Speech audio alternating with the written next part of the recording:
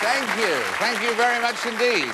Hello, good evening, and welcome to Through the Keyhole, the show that is the latest in access television, giving everybody access to the homes of the famous. Tonight, as always, we've borrowed the keys to two fascinating homes belonging to well-known people. And with Lloyd Grossman's help, we'll be taking a privileged peep behind closed doors. But the question is, whose? Well, to try and answer that question, we have a selection of quality household names built to meet the most demanding standards. First of all, I'm pleased to introduce to you a man whose favourite card game is Strip Solitaire, the original blonde bomb site, Mr. Chris Tarrant. Good evening. We all have a right to our opinions. Better still, we all have a right to hers as well. Will you welcome Anna Rayburn? And finally, most of us just repeat gossip. Sometimes our next guest actually starts it. And his name, it is being strongly rumoured in official circles, could well be none other than Mr. Nigel Dempster. Well, now, with the help of magic keys here, we'll be taking a careful look, as usual, inside two fascinating homes. And that should tell us something, maybe quite a bit, about the person who lives there. All that our friends over here have got to do is to try and work out who that is. So let's join Lloyd right now at house number 1. And watch closely, because remember, the clues are there as we go through the keyhole.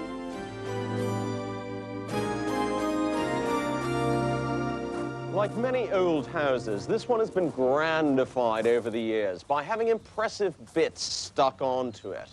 And if you fancy a game of croquet, the ultimate country house sport, there's a splendid lawn here. They seem to have some trouble controlling the mushrooms, though.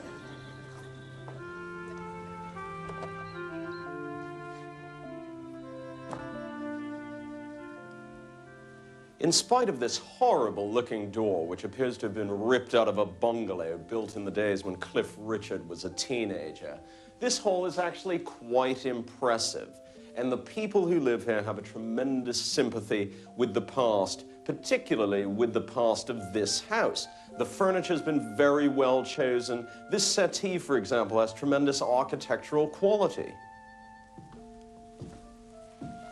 These people must have a heck of a lot of friends, because there are more seats here than in Wembley Stadium. Look at all of this.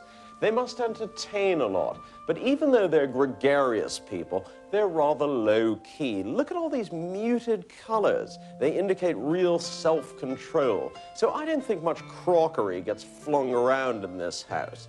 Even though there are rather exotic Siamese pictures on the wall behind me, these people don't like to travel very much. I think they like to sit at home. They're very, very English, both in their taste and their attitudes.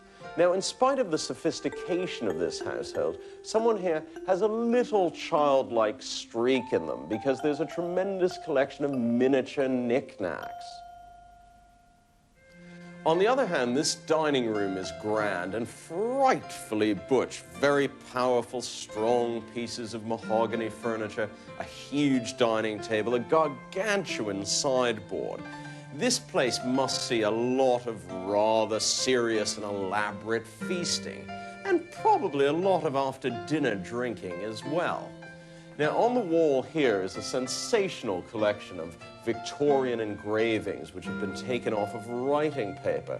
So someone here has quite an artistic flair and quite an original turn of mind as well. There's a bit of light relief over on the mantel shelf as Robert Burns and his Mary are locked in an eternal snog. This kitchen has quite a cozy and well-worn feel to it. It appears to be very much the center of family life.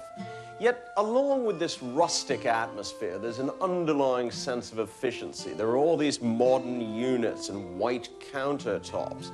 There are two very prominent scales here. So someone is rather deliberate and methodical, plays by the book, follows all the rules, the sort of person who washes up as she goes along with her cooking. There's a huge collection of keys here. They must do a lot of bed and breakfasts. Appropriately for a proper country house, there are 4-poster beds here. And this one is in a child's room. So children are quite important to this family and probably just a little bit pampered. I'm intrigued by the newspaper headlines on the door there. Maybe someone here is a budding editor and perhaps there's a little bit of parental media influence. Not every garden is endowed with a half-timbered Wendy house, and it shows once again that these people have a deep love for old England. Let's look at the evidence. The Lilliputian building, the amorous Scot, the multiplicity of keys. Who lives in a house like this? David, it's over to you. Well, thank you very much indeed, Lloyd. And now for our home and studio audience, though not for our panel, here's whose house it is.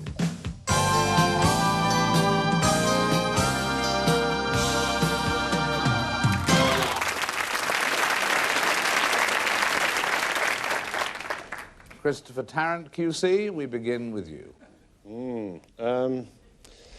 mean, things like the line of keys seem to me to be a massive red herring. I don't know, somebody comes back and back on through the keyhole week after week. No, it comes. I don't know. Very, very grand, very stately, very English, very traditional. Almost certainly not somebody in show business. Somebody in a I don't know, much more civilised sort of area of work, I think. It could be almost. You hear that response you got?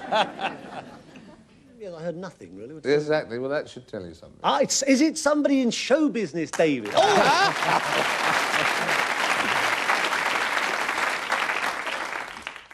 Anna. Well, I thought Lloyd Grossman was deliberately making life difficult. I did not think that the doors were in bad taste, and in fact there was more than one of them. I did not think that the dining room was particularly butch, and to say that was particularly butch and then follow it by saying she something or other, it was all designed to obfuscate. Is this somebody who made a career in magazines and is known as a name in the scandal sheets because of a marriage to a very beautiful blonde? No. All right, then be like Who are you thinking Who of? was it anyway? Oh, come on. No. Oh, go on. No, I'm not telling you my secrets. I right. will help you only to the extent that it is the woman of the house we're looking for. Nigel. It's clearly someone who's, if they've got a past, is hiding it, because there's nothing there which is beyond collections. There's nothing there which goes... there's nothing inherited there. And one gets the feeling it could be someone who writes rather than... perhaps writes about cooking. Not a sound. Not a sound.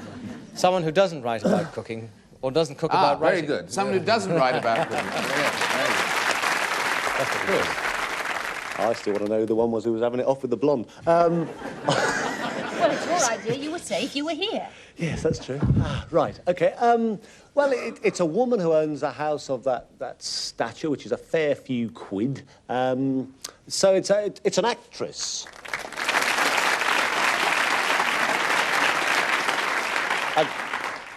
I mean, unqualified, it's a well-known actress. Yes. Right? Oh, you were giving me your sort of face. No, I It was agree. your, And it's a well-known... Right. Well, then it's someone like, Glenda Jackson. No. It's like Glenda Jackson. No. Now, zero in. You've got actress. Now, where do you go from there? Anna. Television actress.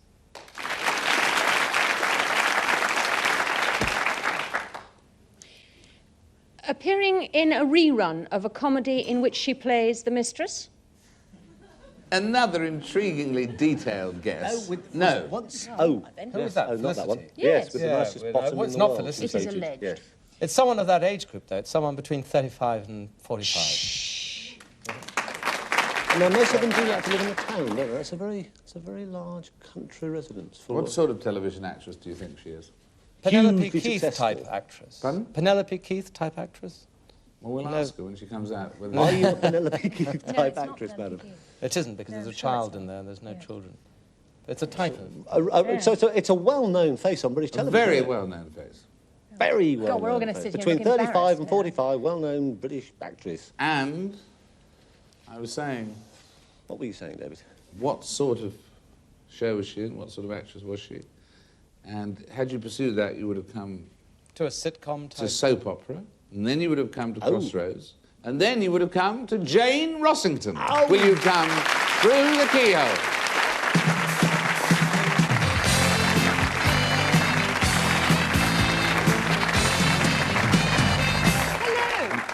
Welcome. Lovely to see you. Well, they got part of the way with actress, but they just really ran out of steam, I think, don't you think? Yes, well, I suppose it's a bit confusing, really. But I mean, your record will stand for all time as having, what, 23 years it was altogether on Crossroads? Yes, don't let's be so specific. You know, everyone starts adding and counting. Time, wasn't it? Thank you for the 35 to 45. I appreciated that.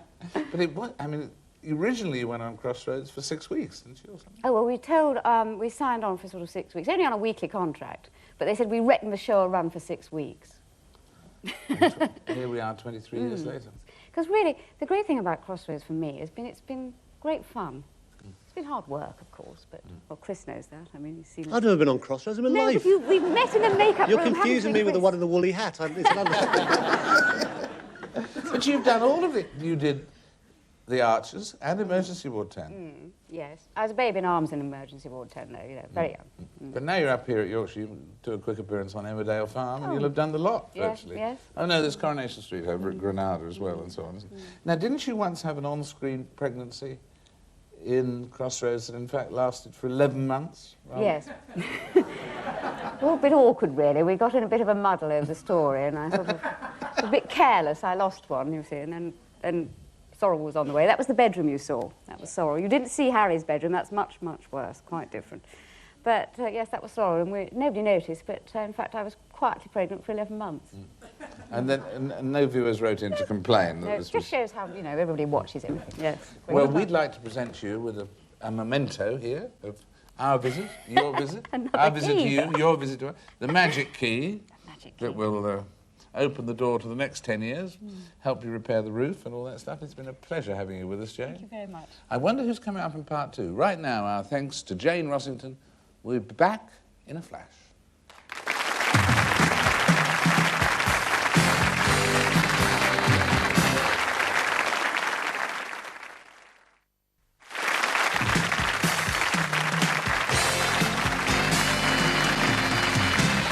Welcome back to Through the Keyhole. The speciality of the house is, as always, Mr. Lloyd Grossman. So let's join him now at house number 2 as we go Through the Keyhole.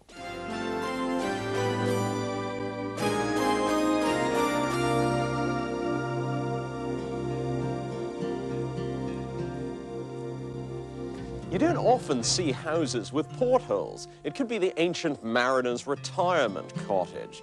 Someone here has a tremendous flair with plants. There are marvelous flowers all around us and a rather prominent bay tree. So perhaps they like cooking as well. Food is indeed very important to this family because virtually the first room you come into off the hall is the kitchen. And it's got quite wild late 60s style paisley decor. So maybe a retired hippie works in this kitchen. It's certainly someone who's mad keen on gadgets and gimmickry. There are brandy glass warmers, yogurt makers, food processors, microwaves, every sort of kitchen appliance you can imagine. But whoever works here is a very neat and tidy cook. All the tools are frightfully well arranged. They're also someone with a tremendous sense of adventure. There's a walk behind me and a globe-trotting collection of cookbooks. This large drawing room is frightfully butch. It's got rather big, somber furniture, and it's probably lived in by a large, doer sort of chap. Certainly someone who's a bit of a bigwig. Just look at this J. Paul Getty-style cigar cutter. It's a perfect tycoon's accessory. Now, aside from these grouse who look as if they're about to start making whoopee, there are birds everywhere, so this person's very interested in nature and in the outdoors. He's also a bit of a dog person. It is surprising to see a portrait of W.G. Grace in such a prominent position, when this chap's passion is obviously golf.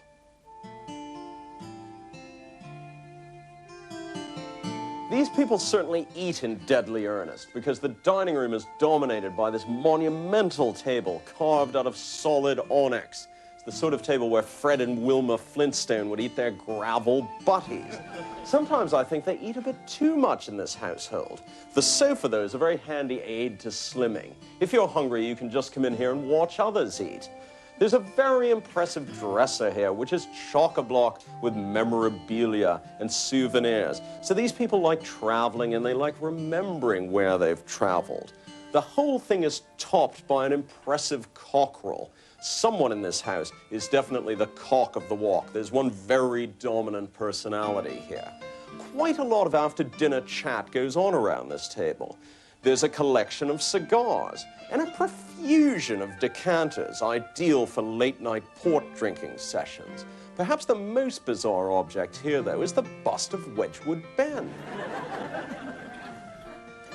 While most of the house is clubby and quite butch, this bedroom is frilly and feminine.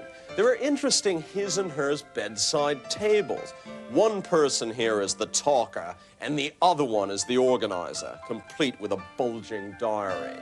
There's a big window here which gives a panoramic view of the countryside. It's ideal for bird watching. Let's look at the evidence. The wooden-headed pipe smoker, the feathered friends, the love of golf. Who lives in a house like this? David, it's over to you. Well, thank you very much indeed, Lloyd. And now for our home and studio audience, though not for our panel, here's whose house it is.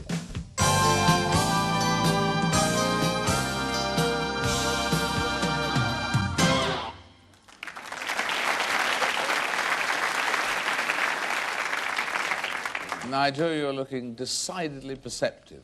It seems to me that, am I wrong in thinking that it's the male who does the cooking? I don't know whether the male does the cooking. It's the male we're looking for here. Definitely. I know many women who smoke cigars, but not that kind. He's not in show business, is he? Not mainly. Not no. mainly. Is he a scriptwriter of some sort? Does he write things? Like dirty letters to me, giving me little stories about his friends? I don't think so. No, it's not that well, person. we can ask him. Well, we should. Anna. Is he in films? No. No, I'm afraid not. Okay. This is somebody who, I don't think all those cigars are there for fun. I mean, the clipper was on the table, so I think he smokes cigars. I think he is very interested in having control over what he does. And so everything is quite organised. It's all designed to take as little time as possible to get it done so that he can keep on top of whatever he's interested in, whether it's cooking or eating or business or whatever it is. Is he somebody... We said he's not mainly in show business. Is he somebody who presents? Is he a producer, an entrepreneur? Is he a... No, he's a well-known figure, so therefore that's the point. But Christopher. Well, he's obviously nothing to do with show business at all. I think that's obviously sort of out the window. So, and yet, he's very much the man of the house, and he's big, and he's powerful, and he's successful, and he's gross. Well, so he's... I'm just trying to think of something they haven't said. Is he a politician? He's not a politician. Is he a boating man, a naval man? A naval man? Navy man? No, he's got a navel, but he's not a naval No, man. I was thinking about portholes. Ah. Right, golf. Well, Golf. he's Pursue too the golf. big to play golf. He's too fat to play golf. Don't believe it. Nigel, I think you've probably got it by now, haven't you? I think I've helped the team, have I, Nigel? I think it's my bookmaker. I recognise many of the things that I've given him over the years in settlement of my debts, including the Now, what cigars. field of endeavour, then, do you think he's in? Money. You're going to be so ashamed, No, he comes folks. from Yorkshire. It's clearly a cricketer. It's some sort of... Oh.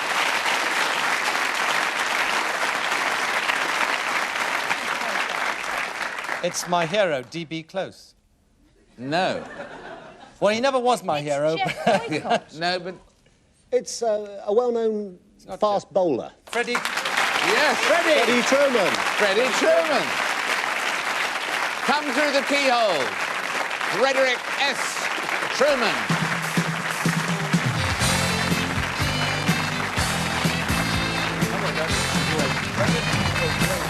Thank you.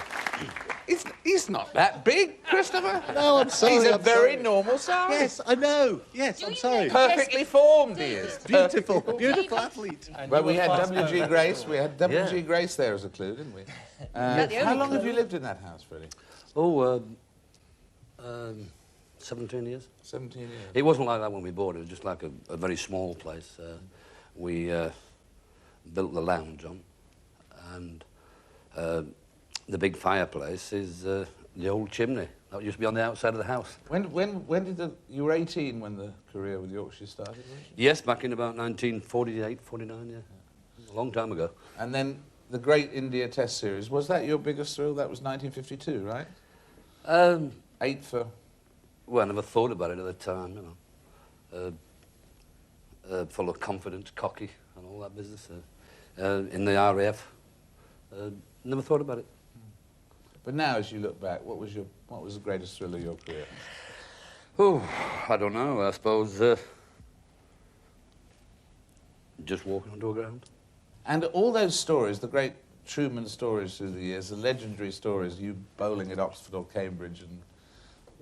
Oh, I heard those stories about... were they all true? No, I heard those stories about people like Emmett Robinson. I heard them before the war in the 30s.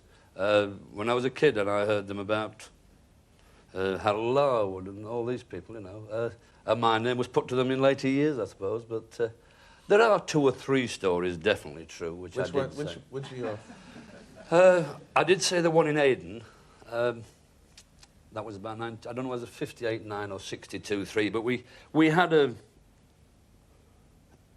in those days a rule that it was either 200 runs or 85 overs or 75 overs, whichever the first, and you got a new ball, you see. That was the rule of cricket.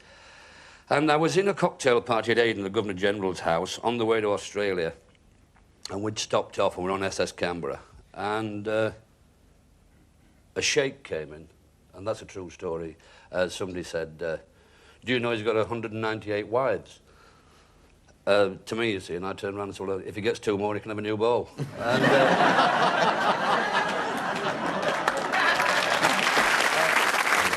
Oh, it's a joy to have you with us, it really is. This is the Through the Keyhole key that is a souvenir to you. Thank you. Thank you for sharing your home for the last 17 years with us. Thank you. It's been a delight to have you with us. In addition to thanking the divine Fred, I'd like to thank Christopher Tarrant. I'd like to thank Anna Rayburn, and I'd like to thank Nigel Dempster as well. And in addition, of course, Jane from Part 1, Jane Rossington from Part 1, Freddie Truman from Part 2. Thank you all for being here. Until the next time, goodbye for now.